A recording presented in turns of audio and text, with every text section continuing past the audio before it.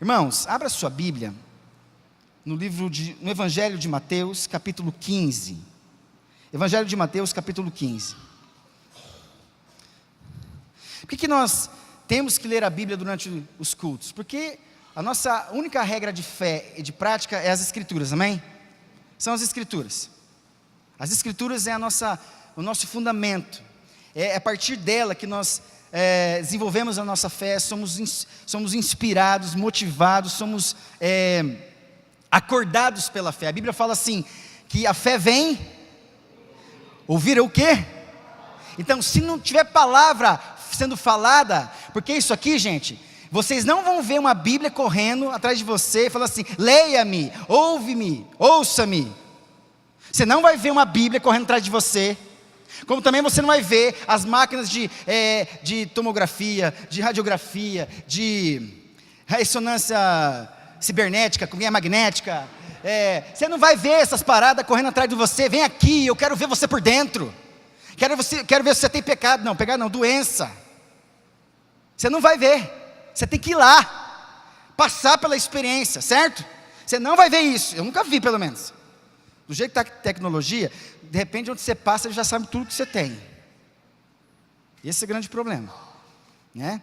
Mas vamos lá. Então, como a Bíblia, ela é a fonte de despertamento para a fé, a gente usa a palavra. Você que está nos visitando, e você não tem nenhuma igreja, mas está visitando, então nós usamos a palavra como fundamento da nossa fé, amém? Da nossa confiança em Deus, e lá nós descobrimos coisas do céu e coisas da terra, amém? Coisas do céu, que nos dá dica para viver bem aqui na terra. Glória a Deus por isso. Glória a Deus por isso. Irmãos, Evangelho de Mateus, capítulo 15, a partir do verso 21 até o verso 28, existe uma pequena perícope, né? Um círculo pequeno, né? Um pedaço pequeno de uma pequena história, que a gente vai ver a história de uma mulher que pode ser a minha e sua história, que narra a minha e a sua história. Verso 21 do capítulo 15 de Mateus diz assim, todos abriram, amém? Diz assim, partindo Jesus dali onde? Se você ver o texto anterior, os versículos anteriores, Jesus estava no local, certo? Jesus estava em Jerusalém. Então Jesus sai de Jerusalém e parte para as regiões, olha lá, retirou-se para as regiões, para os lados de Tiro. Gente, Tiro e Sidom no hebraico, vocês não têm noção. Quando Jesus se retira para aquele local, aquele lugar, como todos os lugares que Jesus ia, alguma coisa acontecia por conta do nome que existia, o caráter do local. Getsemane, por exemplo, antes de Jesus morrer, ele teve aquela oração, Gat Shamen, Gat, pés que caminham para a cruz, no hebraico. Shamen, destruir com sangues do Filho. Como é que Jesus morreria? Numa cruz, jorrando sangue. O que é Getsemane? Era o lugar de espremer uvas, azeitonas, para sair o bom vinho e o bom azeite. O Getsemane fez sentido uma única vez na história. Foi quando Jesus esteve lá e sentiu toda a opressão sobre a vida dele. Fez sentido. O Getsemane fez sentido no dia em que Jesus foi orar. E lá ele recebeu toda a opressão. Por isso ele, antes de ir para a cruz, ele caminhou, tinha que passar por lá. Pés para a cruz, caminho para a cruz, aonde eu serei destruído com o sangue como filho. Olha só, gente, que revelação. Então Tiro e Sidom não foge disso. Jesus vai para um lado aonde há necessidade. Presta atenção, necessidade. Desejo de Deus de um lado, necessidade nossa, amém? Enquanto nós, porque é sempre assim, se Deus vê necessidade em nós, Deus tem desejo de suprir as necessidades. Sempre é assim, se você tem necessidade, Deus tem desejo de suprir isso. A mesma palavra de Tiro e Sidom, as duas começam com o mesmo caráter. Sidom e Tsur, que é Tiro.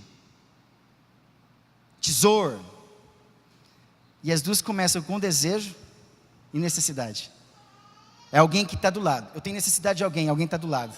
Eu tenho desejo, alguém está do lado para realizar.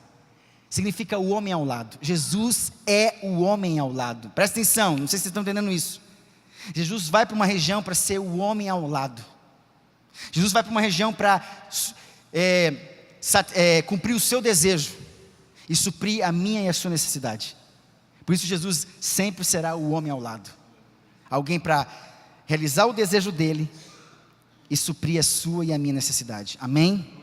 Então Jesus vai para qualquer lugar, justamente para suprir a minha e a sua necessidade, para realizar o desejo dele como Deus. Vamos lá. Partindo Jesus dali, verso 21, retirou-se para os lados de Tiro e Sidom, e eis que uma mulher cananeia, também aqui cananeia, muito legal, que viera daquelas regiões, clamava: Senhor, filho de Davi, tem compaixão de mim, minha filha está horrivelmente endemoniada, possuída, oprimida. Olha a necessidade dessa mulher. Eu não sei se você tem, a sua necessidade intensa como a dela, mas basta a sua intensidade, basta a sua adversidade, basta a tua necessidade, muitas vezes você vê ela a ver como uma coisa muito grande, impossível de ser resolvida. O problema é que geralmente nós não corremos para a direção de Jesus, pela necessidade. Havia uma necessidade, certo? Havia uma necessidade. Havia o desejo da mulher de querer ver a filha livre e liberta. Mas Jesus vai para aquele lado para nos mostrar muito mais outras coisas e testar o coração dessa mulher. Vamos lá, continuar. Verso 23, ele porém não lhe respondeu palavra. Parece que Jesus está sendo duro aqui. E os seus discípulos, para dificultar mais ainda, aproximando-se, rogaram-lhe: despede-a, Senhor, pois vem clamando atrás de nós. Mas Jesus respondeu: não fui enviado senão as ovelhas perdidas da casa de Israel. Ela porém veio e o adorou, dizendo: Senhor, socorre-me. Então ele respondendo disse: não é bom tomar o pão dos filhos e lançá-lo aos cachorrinhos. Olha a resposta dessa mulher. Olha a resposta dessa mulher. Ela contudo replicou: sim, Senhor, tudo que isso o Senhor falou é verdade. Porém os cachorrinhos, que somos nós, comem das migalhas que caem da mesa dos seus donos. Então lhe disse Jesus: ó mulher, grande é a tua fé, faça-se contigo como queres. E desde aquele momento sua filha ficou sã. O diálogo com Jesus, por causa de uma necessidade ou de uma adversidade, ouvindo as palavras de Jesus, mesmo que aparentemente negativas, desmotivadoras, né? Jesus parece que estava dificultando, e os discípulos também fazem a mesma coisa.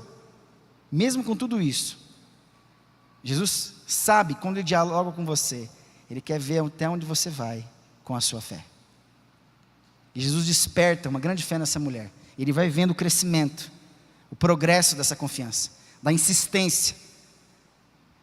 Não é à toa que Jesus compara a fé como o grão de mostarda, que é pequenininho, uma das sementes mais pequenas que nós temos, e se torna, pelo tamanho proporcional dela, uma grande árvore. É claro que me parece que uma árvore de grão de mostarda, ela tem uns 2,5 metros, no máximo uns 3 metros. Então assim, comparado com outras árvores, ela é pequena, certo? Mas proporcionalmente com o tamanho da sua semente, ela é uma das maiores árvores. Está dizendo assim que se você jogar, e alguém disse que se você jogar, por exemplo, se nós estivéssemos aqui no meio, um buraquinho que tivesse terra, possivelmente ela ia brotar, ia quebrar tudo isso aqui, e se tivesse pelo menos uns 20, 30 metros de terra lá, a sua raiz ia buscar vida, terra, para brotar, sair do outro lado lá. Ela vai, porque a fé busca vida. O grão de mostarda, ele quer espaço para viver. Então, é o poder dessa semente que busca espaço para poder nascer. Insiste. E a mulher cananeia faz tudo isso com a sua fé. Grande a tua fé, como grão de mostarda. Porque você teve pouco espaço, você foi afunilada, parece desistindo, e a gente dificultando para você, mas você vai buscar vida, insiste até que você ache um espaço, uma brecha, e fala: Deus, Jesus, Senhor, mas os cachorrinhos comem das migalhas e caem no dono, pelo menos a migalha para mim, pelo menos a migalha para mim. Irmãos, quem de vocês nunca passou por adversidades aqui? Todos já passaram por adversidades aqui? O que significa adversidade? Adversidade vem da palavra adversário. É tudo aquilo que se levanta no meio do seu caminho para impedir de você se manter em paz. Vamos lá, você está tudo bem, planeja o trabalho, você está na escola, na faculdade, está tudo bem no emprego, os filhos encaminhados na escola, o teu namoro, o teu noivado, o teu casamento, a reconciliação com os filhos, com o esposo, está tudo bem, aparentemente na política do Brasil, vai melhorar, a gente tem esperança, mas logo vem uma lei, vem uma notícia, e vem como se fosse assim contra, porque adversário significa aquele que se volta contra.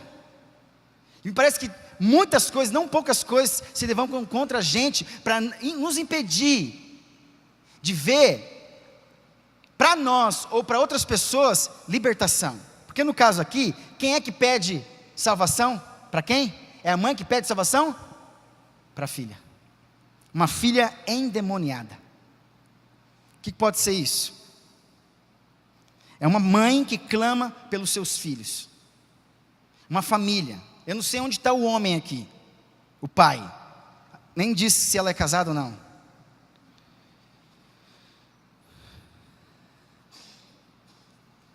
Mas ela clama pela sua filha. Irmãos, o que pode ser esse endemoniamento? São pessoas afligidas, com doenças especialmente graves, tanto corporais como mentais, como paralisia, cegueira, surdez, perda da fala, epilepsia, melancolia, insanidade, depressão, cujos corpos, na opinião dos demônios judeus, na compreensão judaica, possuía-os como não apenas para afligi-los com males, mas também para destronar a razão, a capacidade de pensar, de raciocinar, de entender a palavra de Deus para ser livre. E tomar o seu lugar. O demônio quer tomar o lugar da compreensão da tua vida, porque ele quer reger a tua existência. Ele não quer dar espaço para o entendimento da palavra da verdade. Consequentemente, os possuídos estavam acostumados a expressar a mente e a consciência dos demônios. Por isso, quando uma pessoa endemoniada fala, ela fala o que o demônio pensa. Que habitavam neles, e a sua cura foi pensado para exigir a expulsão do demônio. Irmãos, Marília, ela se não chegou, ela chegou ao topo de ser a primeira cidade no Brasil com maior índice de... Nós vamos deixar isso acontecer? Você tem orado pelo seu filho? Você tem se levantado, corrido na direção certa de Jesus, com todas as dificuldades que você tem, com todos os empecilhos que o próprio Jesus, os discípulos aparentemente deram? Você tem clamado pela tua filha? Eu estou tratando essa igreja com filhos da igreja. Pessoas que falam que quer morrer. Não aguentam, quer sair de casa pelado, nu. Porque não sabe, pelado, nu, no meio da rua. Porque não sabe para onde quer ir. Naquele gabinete ali, pessoas vão lá para conversar comigo. Filhos da nossa igreja. Afundados no sexo ilícito, na promiscuidade, na pornografia. Atingidos por essa opressão maligna, promíscua, que toma a mente, e os especialistas dizem, os cientistas dizem que o vício na pornografia, na promiscuidade é tanta que se compara ao vício da droga, que toma conta da mente das pessoas, dos homens, das mulheres, meninas nesta igreja, que estão afundadas no mesmo caminho, que eu tenho atendido nessa igreja. Eu estou falando daqui, irmãos, para não falar de outras casas, de outros celeiros, de outros apriscos. Eu não estou falando nem do mundo, estou falando daqui, dessa igreja. E os pais continuam querendo ganhar dinheiro.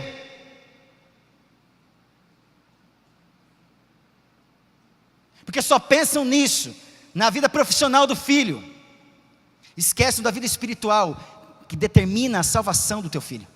Porque aqui a relação não é busca por emprego. Não é pedido de emprego, de uma cesta básica. É pedido para salvar a filha, que está oprimida. Oprimida. Ontem me enviaram fotos de alunos que estão espalhados pelas universidades do nosso Brasil. Quem recebeu essas fotos? Vocês viram? Uma beleza, né? É de Deus, né? Não é de Deus, é do inferno. Tá sim, as nossas universidades estão pirando. Há um principado, uma potestade dominando essas universidades, e nós fazemos de tudo para os nossos filhos logo ir para a universidade. Quem disse que o trajeto é esse? Aonde você encontrou justificativa e parâmetro bíblico, fundamento bíblico para dizer que tem que ser dessa forma como o mundo diz que tem que ser? Com 17 anos, caminhando para o inferno. Porque antes, mandar ele para um curso missionário? Qualquer outra coisa que vai tratar o caráter dele. E a gente vai encaminhando os nossos filhos. Por que não prepara antes? Porque muitos de vocês passaram por isso. Alguns, pela graça de Deus, fugiram dessas bagunças. Mas nós estamos fazendo o que o mundo está fazendo há muito tempo. E a gente não gosta de ser contrariado. Tem pais que não gostam de ser contrariados. Vão fazer e vão continuar fazendo. Eu posso falar isso porque, se Deus me colocou aqui para falar isso, eu vou falar isso. Porque eu não quero os meus filhos nesse trajeto.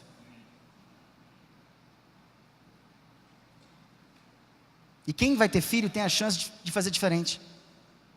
Porque quem está sofrendo é você. São os pais que estão aqui. Que não sabem o que os filhos fazem. Nem na escola. Acham que estão estudando. Não perguntam, não dialogam, não tem conversa. A hora que chega em casa, chega endemoniado. Oprimido. Opresso. Sem diálogo. Sem entendimento. Você fala de Deus, ele está fechado, porque tem um espírito dominando a mente dele. Filhos endemoniados. E aqui, possivelmente, fala de um filho endemoniado, de uma pessoa que conhecia, era religiosa, sabia, porque ela clama. Como que ela clama para Jesus? Filho de Davi. Ela tem conhecimento da palavra. Como assim, pastor? Meus filhos endemoniados? Pode ser. Porque talvez ele não seja convertido. Precisa se converter. Ela não clama, ela não passa por todas as adversidades. Ela vê como adversário a dificuldade com Jesus e com os discípulos. Não é nem com o demônio que estava na filha dela. Ela vai justamente para Jesus para ter a última chance de ver a filha salva. Mas ela encontra em Jesus, nos discípulos, uma dificuldade. Mas por trás de tudo isso, na minha e da sua dificuldade, na adversidade, é que o que faz a diferença é a insistência, é a obediência, é a vigilância, é o conhecimento, é ir para a pessoa certa. Nos versículos anteriores do capítulo 15, se você prestar atenção, quem interroga Jesus são os fariseus. E quem pergunta para Jesus sobre a explicação do que Jesus falou são os discípulos. Jesus é questionado, mas agora quem é questionado aqui é Jesus. Alguém insiste com ele, ou melhor, ele insiste com a mulher. Ele dificulta para a mulher. É ele que dificulta a mulher, parece. Mas Jesus não está dificultando, Jesus está testando a fé dela. O problema é que a gente não entende, no nosso relacionamento com Jesus, os testes da nossa fé, os testes para a nossa fé, que podem nos levar a um grande milagre na nossa vida, na nossa família.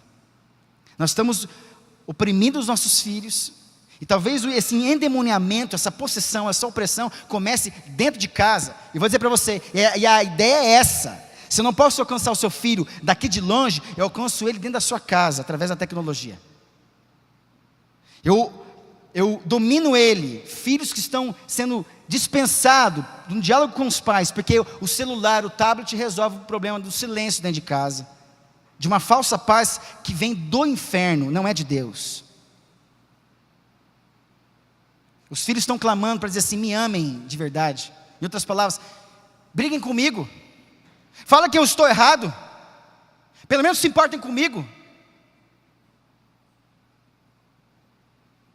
Me repreenda, me corrija. Irmãos, isso resolve.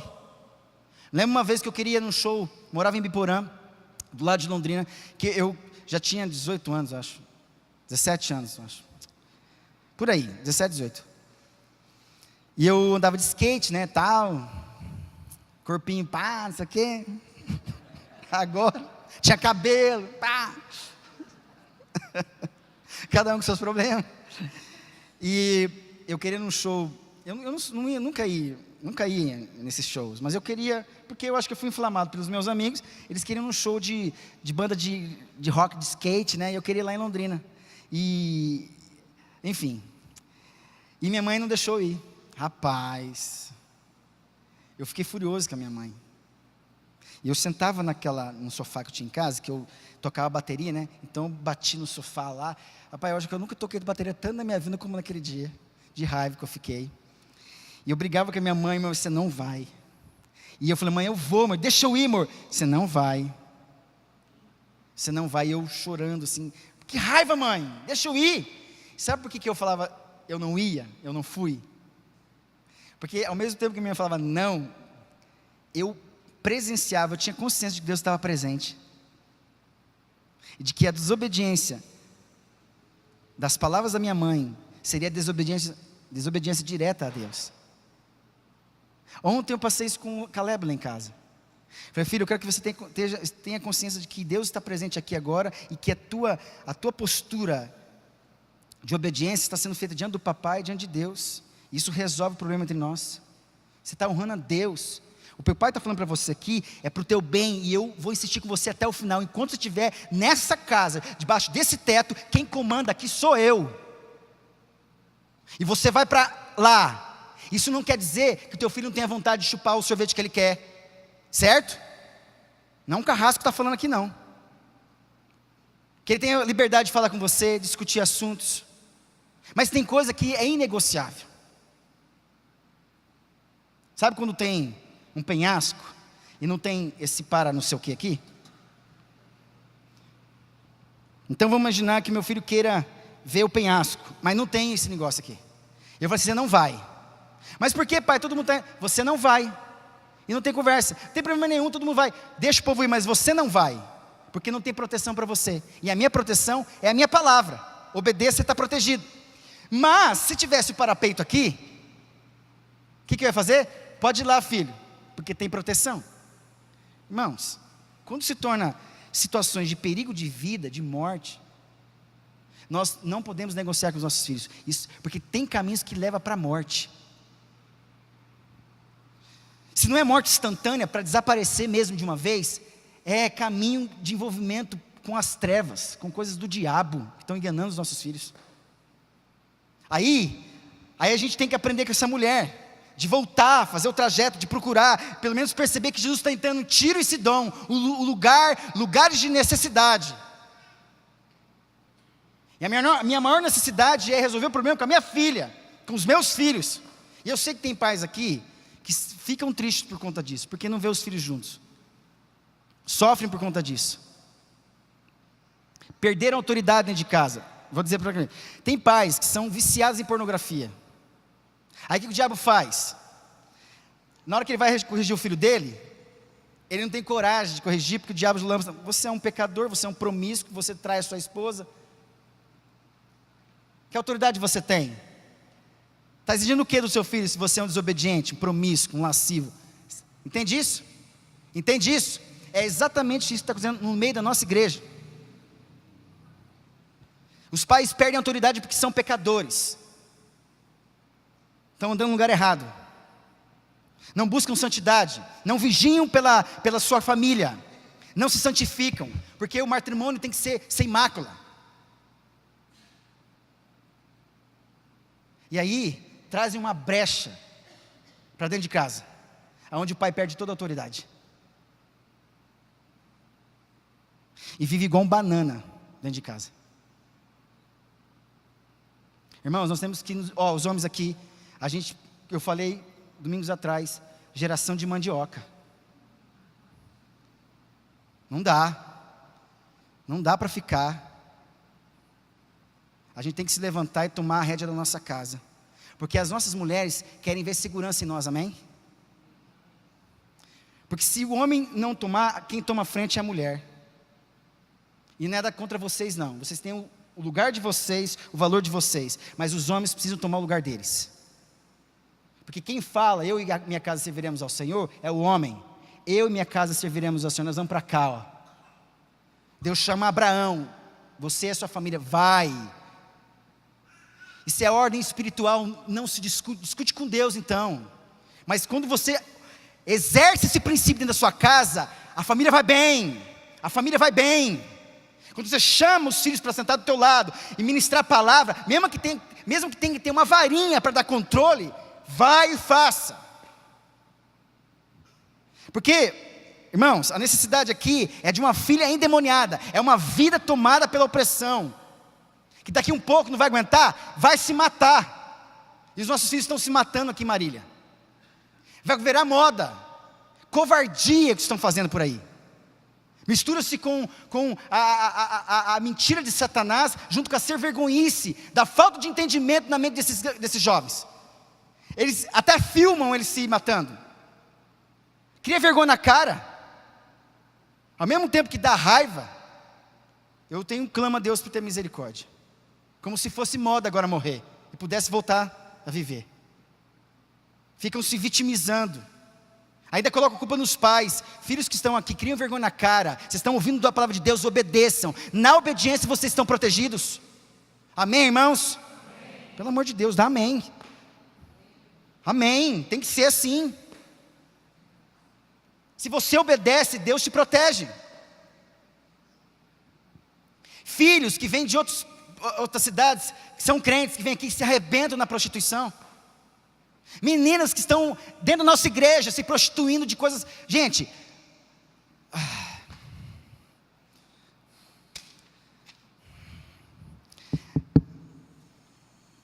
irmãos, qual é o sentimento que nós vemos na mulher cananeia? A mulher cananeia, de Canaã, significa lugar de humilhação.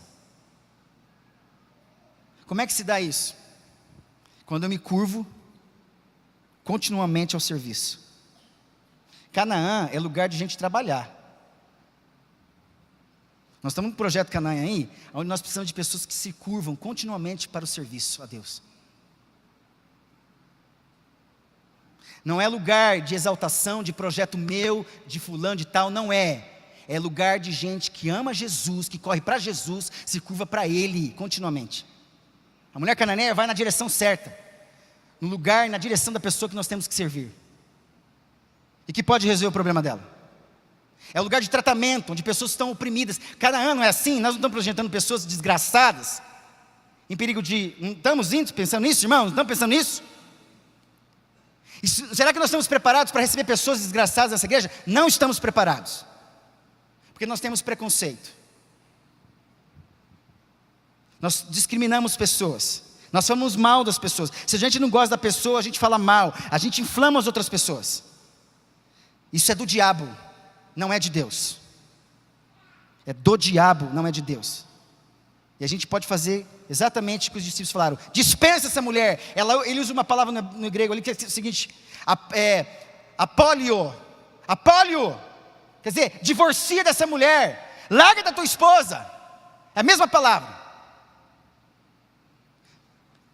Solta ela para longe, manda ela embora, tira o cara dessa igreja, manda ele embora. É assim que nós fazemos. A gente traz as pessoas por questão de necessidade, vivendo uma vida desregrada, endemoniada, e a gente está dispensando as pessoas da nossa igreja. Nós não estamos preparados, Deus está mostrando, dando sinais que nós precisamos nos preparar, amém? Amém? Nós precisamos nos preparar, porque se nós queremos um ministério para mostrar para o mundo, então Deus não vai fazer nada, porque não é para mostrar para o mundo. É para abraçar essas pessoas, mostrar para elas quem é Jesus. O projeto é esse. A gente está dispensando pessoas. Qual é o sentimento dessa pessoa?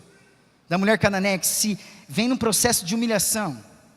Olha o verso 23 aí. Verso 23 diz aí: ele, porém, não lhe respondeu palavra.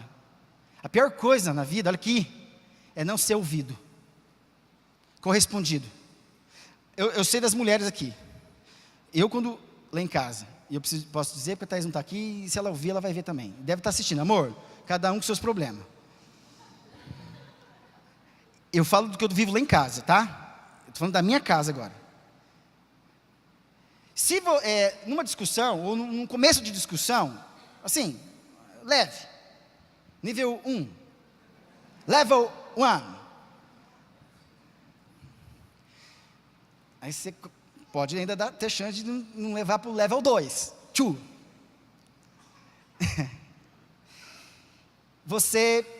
A resposta branda desvia o furor. A resposta branda desvia o furor. Você tem chance de cumprir a palavra. Vamos lá.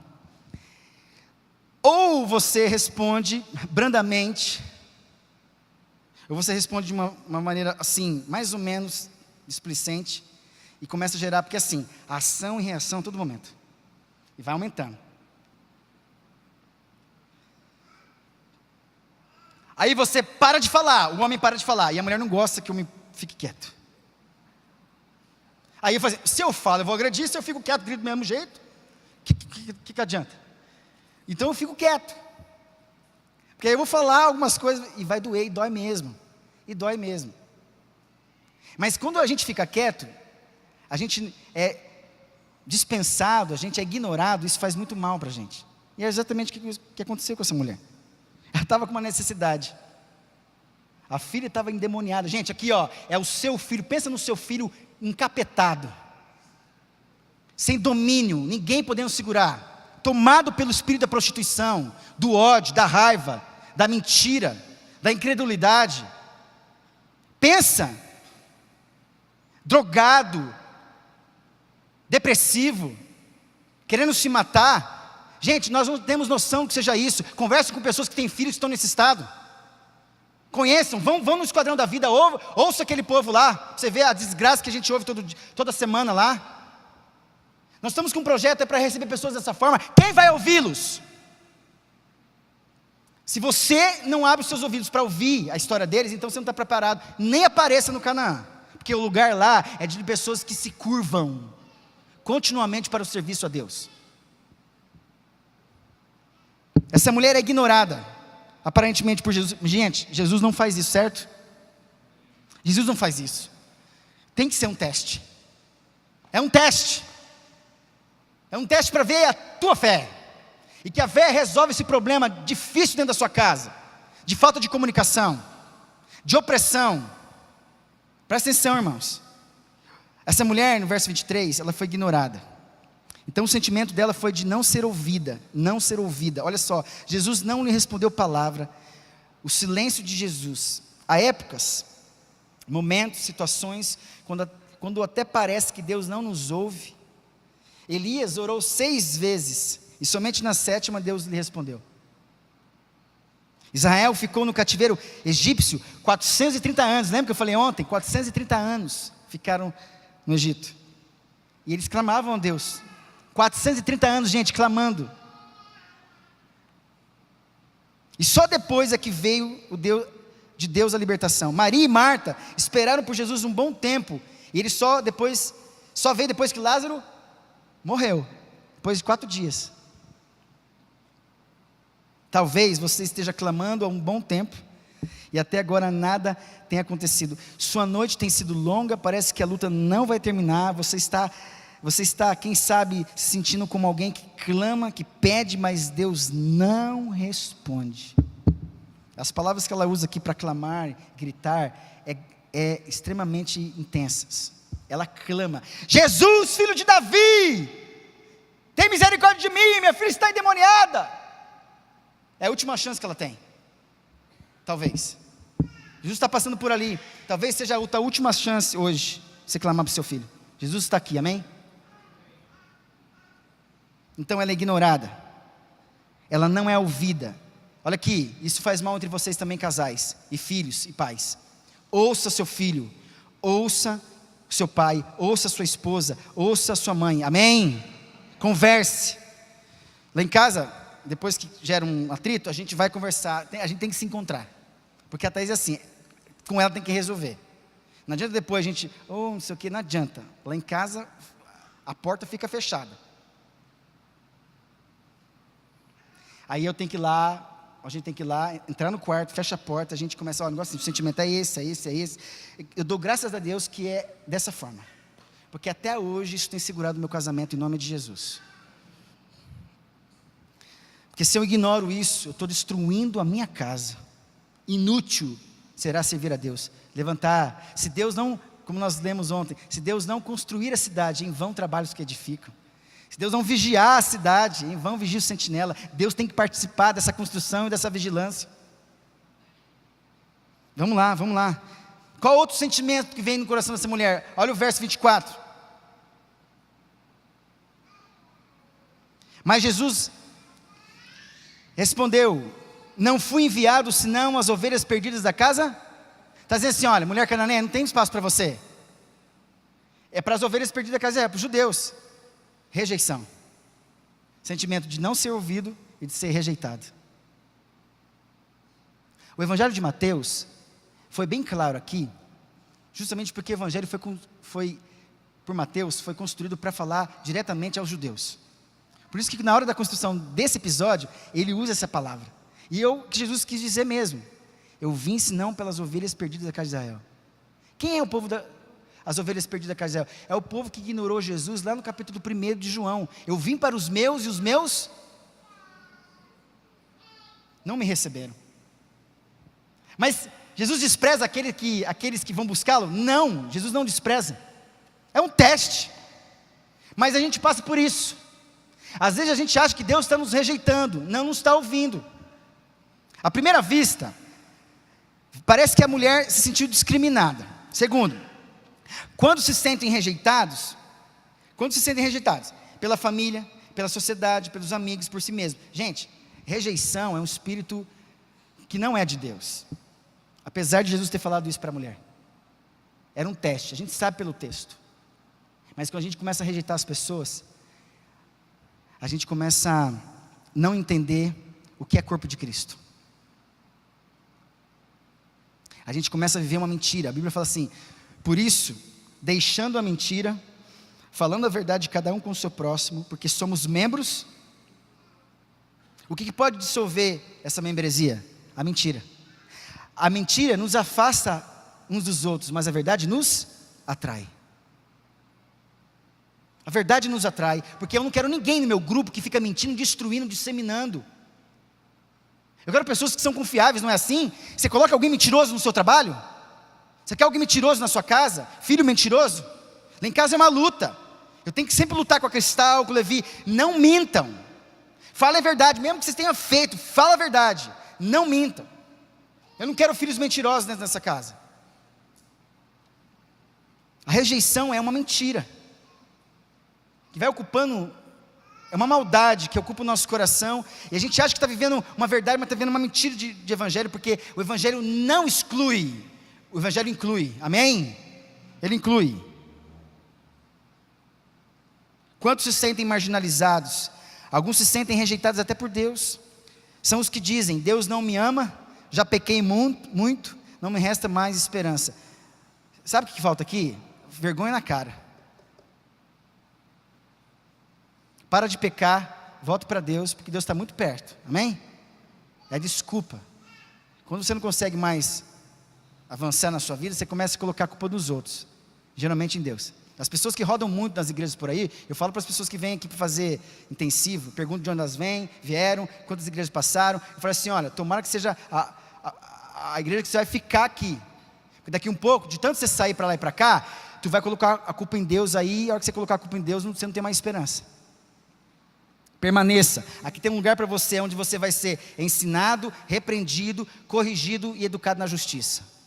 Tem que falar a verdade para a pessoa. A gente não vai passar a mão na sua cabeça, a gente vai te amar, Vai ver o que você está criando asa. A hora que você estiver criando asa, a gente vai tirar você do ninho e vai voar. Vai vencer. Ficar mimado não dá. Vamos avançar.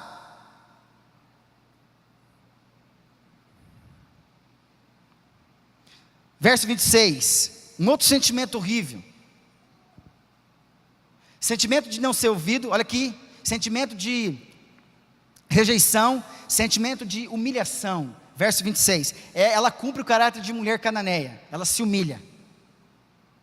Olha o verso 26. O verso 25 diz assim, né? Ela, porém, veio, adorou, dizendo, Senhor, socorre-me.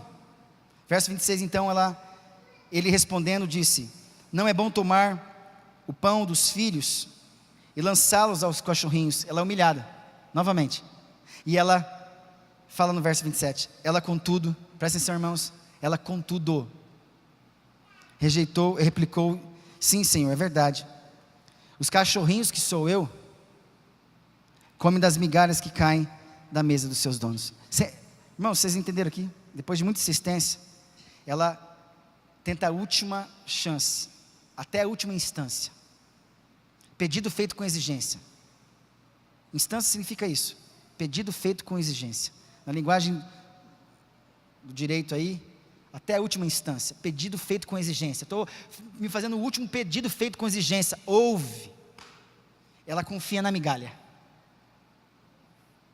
Ela confia na migalha. Se a migalha que cair eu puder comer, se suprir a minha necessidade, e for suficiente para salvar minha filha do endemoniamento, então eu creio na migalha.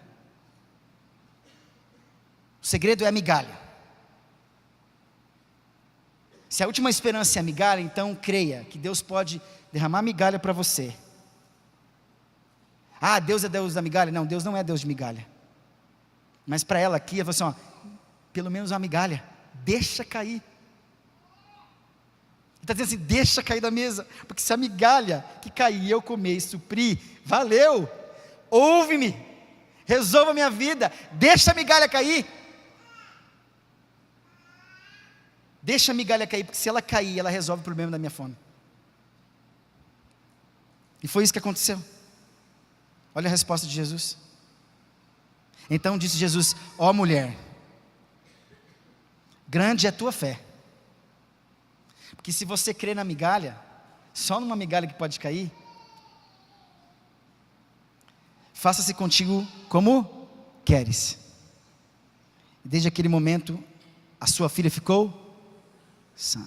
Quantos querem filhos curados aqui? Transformados? Livres, libertos?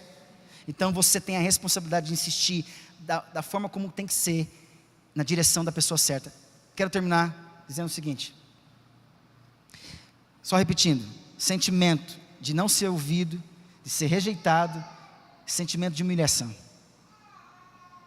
Se nesse processo, você sente como um pai que perdeu a rédea da sua casa, que perdeu a audição, a comunicação com o seu filho, se sente rejeitado, então eu digo para você, entra na presença de Jesus, porque Ele não faz isso não. Aqui é só uma demonstração para teste da fé. Mas Jesus está disponível para você, amém? Buscar enquanto pode, enquanto está perto. Está dizendo assim, enquanto você estiver perto, quando eu estou perto, pode falar que eu vou ouvir você. Eu quero saber o tamanho da tua fé.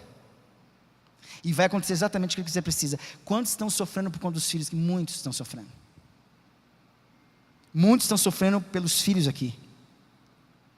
Visualizam coisas maravilhosas para os filhos na área profissional, mas esquecem da área espiritual. Irmãos, o inglês, o futebol, o jiu-jitsu, a faculdade, a universidade, o que mais? Me fala aí coisas que entretêm os nossos filhos no meio da semana, para não ficar enchendo o saco de você dentro de casa. Muitas coisas. Natação. Isso não leva eles para o céu. O teu investimento, dinheiro, sobre o teu filho, nessas coisas, é para deixar um pouco mais feliz, exercitado, fazer ele crescer, né? Natação, vai, tem que crescer, faz natação. Quer jogar bola? Vai lá, faz o teste. Assim, sem pressão. O Caleb falou, pai, quer ser jogador de futebol. Ele fala que quer ser muitas coisas. Primeiro eu quero ser pastor. Eu falei, filho, cuidado. Mas depois o pai, eu quero ser baterista, depois jogador de futebol. Aí ele às vezes inverte, né? Quer ser jogador de futebol, depois pastor, baterista. Eu falo, filho, se no meio do trajeto, do caminho que Deus tem para a tua vida, tem o futebol, ok. Aproveite, curta, porque Deus está encaixando isso para você. Se no meio do caminho Deus tem a bateria, curta. Mas não perca o caminho para Ele. A tua história está no caminho, na direção dEle. A tua vida, a tua alegria, a satisfação de viver, a tua libertação, a tua proteção está na pessoa de Jesus Cristo. Saiba disso, eu falo todos os dias isso para o Caleb, lá em casa. Ontem mesmo ele sentado comigo, era 2 horas da manhã, 1 hora da manhã, falando de sonho. Quem assistiu aqui o Altas Horas ontem? Passou a Ana Aline Barros lá tal, e a gente estava, eu, a Thaís e ele assistindo, e ela falou muito de sonhos, né, lá. Ele olhou para mim assim, eu não tenho sonhos, eu também não tenho. Eu não fico mal por conta disso não, porque do jeito que o mundo prega, eu não quero esses sonhos não. Eu tenho esperança de que Deus tem uma história para mim, e eu quero essa história, e eu espero por essa história. E se essa história tem a ver com os sonhos de Deus, ok, mas eu, sinceramente, eu não me ouço nesse momento, tá? Mas ele falou assim, eu não tenho, filho, a tua história está na mão de Jesus, se você for obediente e segui-lo, você vai ser um homem realizado. Eu falei isso para ele, isso resolve o problema, porque antes de eu correr atrás de um sonho, eu tenho que correr atrás de Jesus, certo? Muitos estão levando seus filhos para sonhos, mas não estão levando para... olha, desculpa aí, mas o teu inglês, o teu investimento no futebol, o teu investimento aí, é dinheiro jogado fora. Em relação à salvação, pode ter certeza, dinheiro, investimento jogado fora, estão entrando na universidade, estão acabando com a vida, estão acabando com as famílias, entra homem, sai mulher, entra mulher, sai homem, porque não tem diálogo em casa. Os pais são os pilares, os pais são instrumento de salvação na terra para os filhos, dos filhos que são emprestados para nós, porque eles são primeiro de quem? Herança do Senhor. Nome de Jesus, ouça o que estou dizendo para você, nome de Jesus, é os teus filhos, são vidas. Vamos dar 20 anos aqui, 20 anos, para a gente ver como é que ele vai estar. E depende de vocês. 15 anos, 20 anos. Sejam firmes, você vai ver quem ela vai ser. Em nome de Jesus. Em nome de Jesus. Eu perdi meu pai com 9 anos de idade. Sabe lá por que Deus tirou meu pai? Mas eu tive uma mãe, cara, porreta. Uma mãe que, olha, não é porque é a minha mãe, ela chama Dilma, tá, gente? E eu chamo Dirceu. Você imagina a quadrilha. Ainda bem que não tem José, né? José é Dirceu. Não filma isso não, pelo amor de Deus.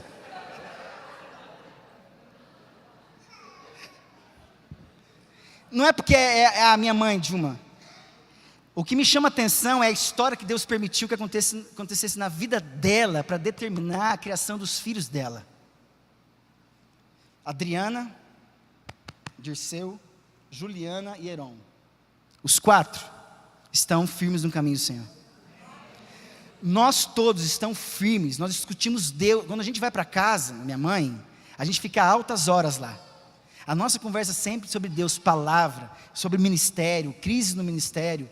A gente fala de futebol, pensa uma mãe que gosta de futebol, minha mãe, e ela é corintiana, eu sou santista, você imagina, né? Mas ela é corintiana, sabe tudo sobre o Corinthians, discute sobre futebol, mas minha mãe é crente, cara. Só desviou dessa parte. Tô brincando. Né? Não é verdade? Desviou, né? Que corintiano é de Deus, né? Tô brincando. Mas o filho é santo.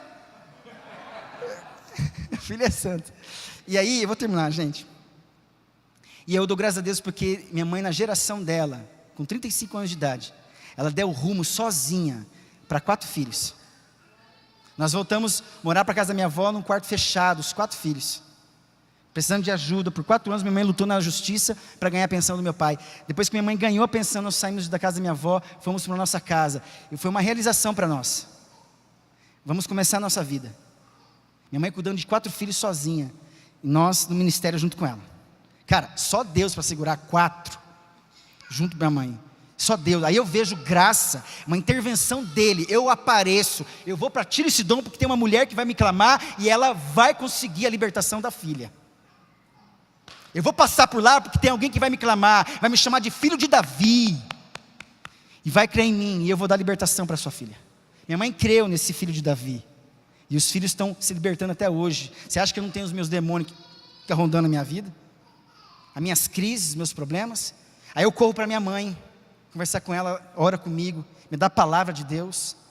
Palavra para minha esposa, a relação, quando começou a dar a relação errada da minha mãe com a minha esposa, eu falei, na minha casa eu não aceito esse inferno não. Você vai conversar com a minha mãe, eu conversei com a minha mãe, conversa com a minha esposa, vocês são grandes, conversa. Eu não vou aceitar isso na minha casa. Você entende que a palavra do homem é o que dá a direção? Filho, não teve mais problema, minha mãe se dá muito bem com a minha esposa. É de Deus, porque o homem banana fica olhando a guerra. Vou dizer para vocês, se você deixa a sua esposa brigar com a tua mãe e a tua mãe brigar com a tua esposa, você é um banana. Você é um banana. Você é um banana. Olha aqui, como é que essa mulher enfrentou as adversidades? Ela viu além das crises, quebrou os obstáculos, rompeu as cadeias. Essa mulher não via problemas, ela via soluções, Jesus. Ela não aceitava derrotas, seu tema era vitória. Jesus, filho de Davi. Ela veio para a pessoa certa, ela pediu para a pessoa certa, ela adorou a pessoa certa, ela creu na pessoa certa e ela recebeu a bênção da pessoa certa, Jesus. Aleluia, amém? Olha, se for para se humilhar, que seja diante de Jesus, amém? Ele vai ver o esforço da sua fé. Ao mesmo tempo parece que ele não está ouvindo a nossa voz, ele está ouvindo sim, porque quem não ouve não dá resposta, ele dá resposta. Pelo menos ele dá resposta. E no final de tudo ele vai falar assim, grande é a tua fé. Grande é a tua fé.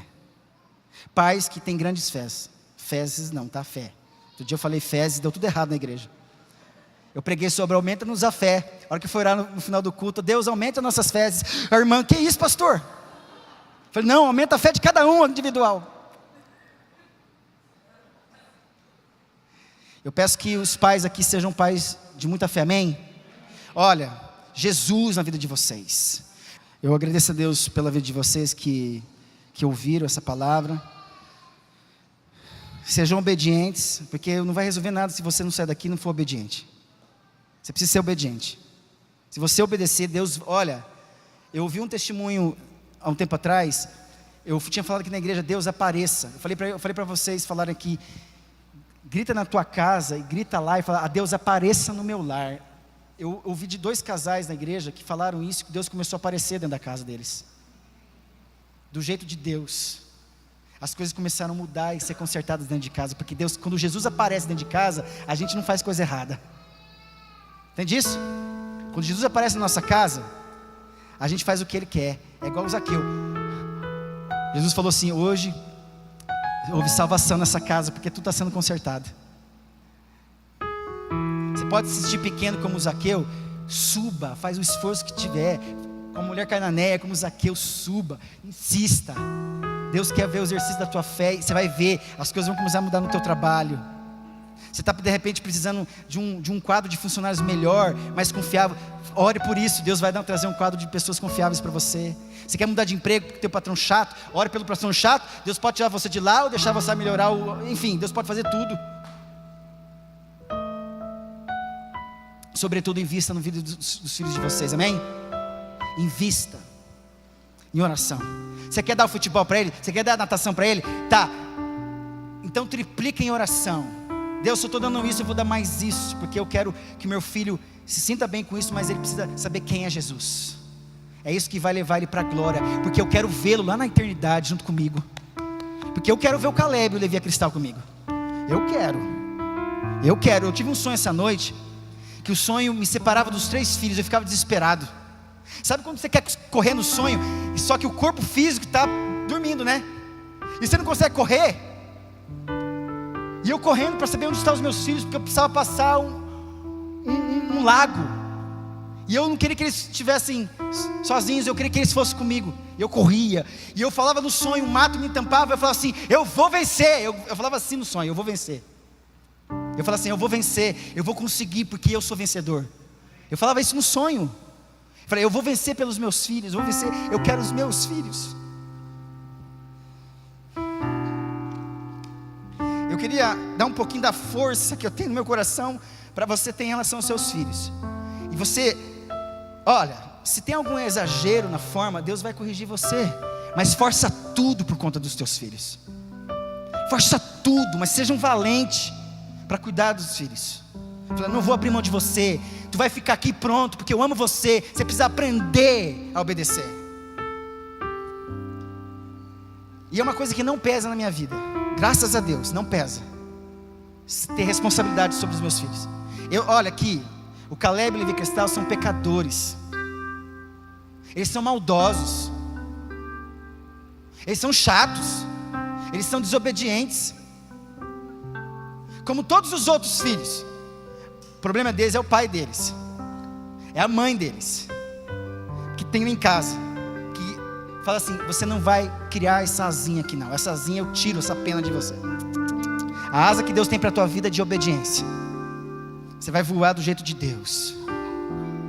É isso que vai acontecer. Então eu quero que você se esforce para isso, amém? Ah, pastor, meu filho já está velho, está encaminhado, tem problema. Ore por ele. Ore para dar errado aquilo que está fazendo de errado. Deus, apareça na vida do meu filho. E quando o Senhor aparecer, o Senhor vai interromper. Apareça lá. E se o Senhor aparecer lá, nada vai dar certo, porque o que ele está fazendo está errado. Você já orou? Isso é oração contrária? Não, não é oração contrária. Isso é oração de Deus. Porque nós não queremos coisa errada para os nossos filhos, amém? Feche seus olhos. Pai bendito, obrigado por essa manhã. Pai, nós queremos voltar para nossa casa com o caráter dessa mulher cananeia, entendendo que poderia não ser ouvida, rejeitada, sofrer humilhações, discriminações, mas ela, de tanto insistir, ela conseguiu com Jesus, com a pessoa certa, tudo o que ela precisava para sua filha. Isso mostra que a filha para ela era muito importante. Ela podia pedir coisas para si mesma, mas ela pediu para a filha, porque o caso da filha era extremo.